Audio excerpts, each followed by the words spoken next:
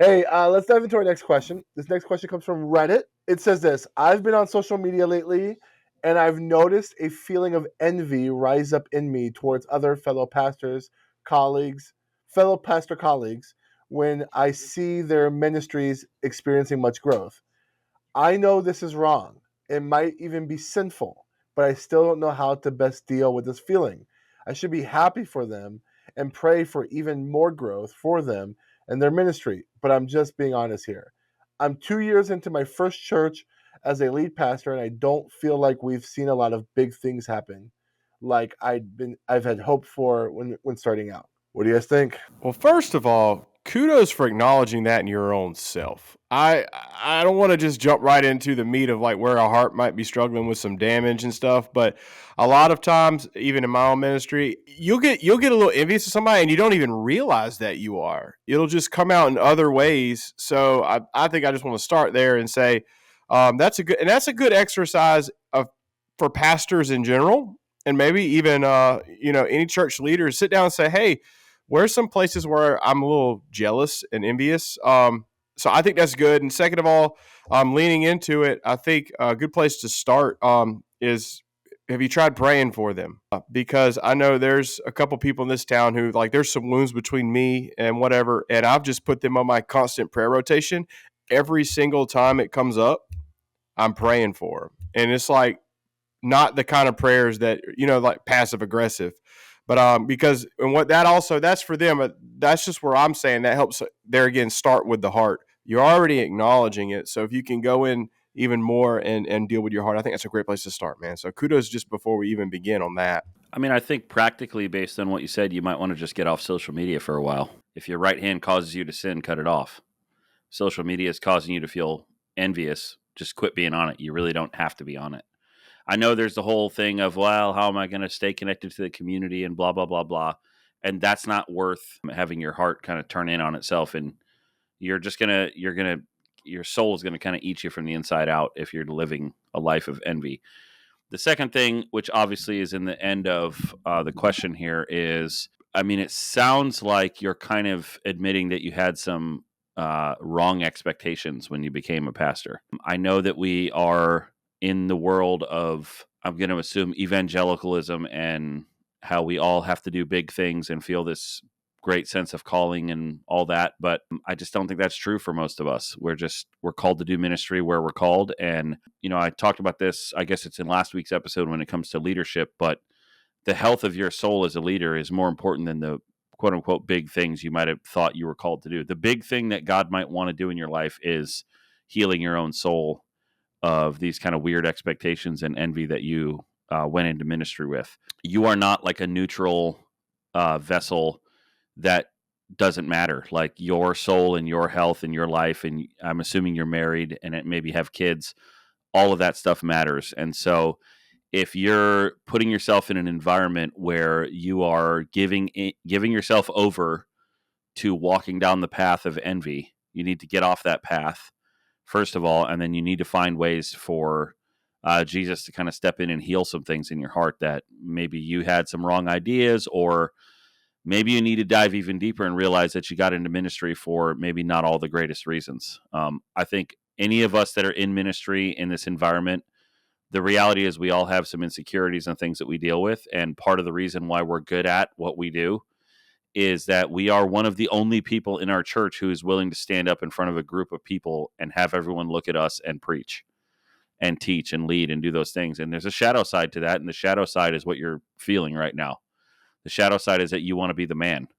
And the reality is Jesus' call is to come and die, not to be famous. So I agree with Del for, kudos to you for kind of admitting this and pointing this out.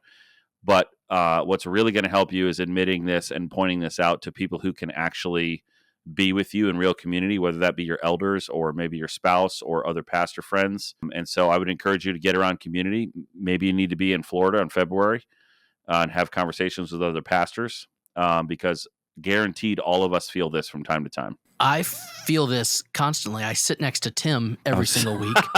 Say towards Tim? Wow. Did you write this question? I didn't write this question, but Anonymous Andrew. But I pastor a church that we hit 100 people, maybe 4 or 5 times a year, and we are at capacity when we do.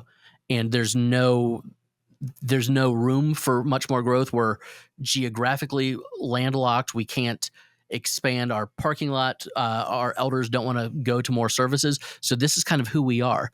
And God has used it to do such a beautiful thing in my heart, because coming in here, I had left an unhealthy church situation, and I remember the first couple weeks that we were here, the church I was at previously was in decline, and I thought I was going to come here, and it was 40 people when I got here, and man, we're going to turn this around, and hey, we'll race you to 200 church that's in decline because you're losing people and we're gaining people.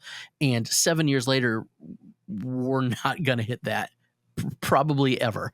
It would take some leadership changes and some philosophy of ministry changes. And my best friend in ministry, who I talk to more than I have any other coworker, was in a really crappy situation where kind of was thrust into, hey, you're the pastor now, and preached sermons that I had written for the first 5-6 months. Had to. And saw this huge growth and went from unhealthy to healthy. So not only numeric growth, but went from sick, kind of cancerous, to really healthy spot. And by the grace of God, the part of me that needed the ego to die watched that. And I was like, okay, God, you can use me to do all kinds of things, but the Holy Spirit is going to move how the Holy Spirit is going to move. It's not clearly the sermon was the same. The delivery was different. The setting was not that different, but the Holy Spirit's going to move how the Holy Spirit's going to move. And it has been really a sweet 5 years of recognizing from the moment, from realize, hey, we aren't going to become this mega church with 26 parking spots. That just isn't going to work. But there were moments of, should I be frustrated? Should I be offended? Should I be looking to go elsewhere? And kind of hearing the leading of the Spirit to just say, don't you trust that God's Spirit is going to move and God's Spirit's going to do what God's going to do? Are you so wrapped up in what's happening at other churches that you can't rejoice in what's happening at your own? So I echo Jeff completely. Do you know what? Delete your Instagram, or only use something to post things for church. You don't need to be scrolling and looking at what God is doing in other churches right now, because God is doing something in your church. Otherwise, the doors would be closed. Do you know how many churches are dying each and every year? Your church isn't dying. You've got 2 years there, which means that you're still probably 3 years away from half of those people seeing you as their pastor. So lean in and rejoice in the fact that God has put you in a position where you get to serve his people. Be a good steward of what you have, and don't focus on the talents that the preacher down the street got when you thought you should have gotten 10 instead of 1. Andrew, I know I was supposed to preach the opening session of the Practically Pastoring Conference, but I feel like that was like absolute gold. If I were attending a conference and you opened with, like a sermon length of that thought, I would be like struck to my core. Like it's so good because it perfectly summarizes what you and I have talked about over and over these last 4 or 5 years since we've seen kind of like what God has been up to at Lakeview. Is just this idea of our calling is not to see how fast we can grow an organization. Our calling is to faithfulness. Well done, that good and faithful servant. Not well done, thou efficient servant. Not well done, effective servant. Faithful. The idea here is faithfulness with a little or faithfulness with a lot. Either way, the key to this is faithfulness. And like you said, God's going to do what he wants to do. Yeah. So we trust in God's sovereignty, but whether things are going awesome or they suck, we're going to be faithful. We're going to remain faithful, and we're going to be steadfast and trusting that God's ultimately under control and he's got this. And I'm guessing that there's a whole lot of good things happening at your church, because if a church is making a transition to a new first-time senior pastor, the churches that can afford the experienced pastors don't hire first-time pastors, and they hired you. And 2 years later, the lights are still on and the doors are still open. So something is happening. Good things are happening. But I do appreciate the question, because I think this is so real and honest and raw. And I none of us, like watching, listening, talking right now, have not experienced this at some point in our ministries where we have seen what God's doing elsewhere, and we've had that thought of why not here? Like why is God not And doing that here? I still get that, and I still struggle with that. But God's gonna do what God's gonna do. But to Jeff's point, like having guys and ministry leaders around you when you're experiencing these seasons is huge. It's key. I can imagine, you know, how many difficult seasons we had in Lakeview Student Ministries where I had to come to you, Andrew, because I would call you. I don't know how many Wednesday nights with like, man, half of our youth group didn't show up. I don't know what's going on. Why am I even doing this? And you were always there to, you know, listen and to tell me about how awesome student ministry was going for you at that time. It's just like, it's funny how things worked out like that. Seasonal and cyclical. Right. I hate to state the obvious, but you guys love each other and y'all are friends. And, you know, can I just offer that to this person as well? Like, if you're jealous of some pastors in your area, one of the things that I would encourage is, have you met with them and befriended them? You know, because That'll preach. It's really hard to hate somebody that you love. And even in our community, when I was doing full-time student ministry only, I would meet with the student pastors once a week. We met every Wednesday, and it was no agenda. It was just have coffee and be friends. And if one of our students was to go to the other pastor's church, we'd be like, why are you here? Aren't you Caleb's kid? It helped cut that down, but also it instilled a level of trust in all of us. It was very helpful. And also, I think, you know, another thing that's unstated is maybe you're envious because you're not friends. Another reason you may be envious is because maybe it's not a faithful church or a church that you see as faithful, to which that would be a place where you should probably pray. You know, I went to school in upstate South Carolina, and there was a big church that will remain unnamed up there. And they were sucking away everyone's members, even my professors.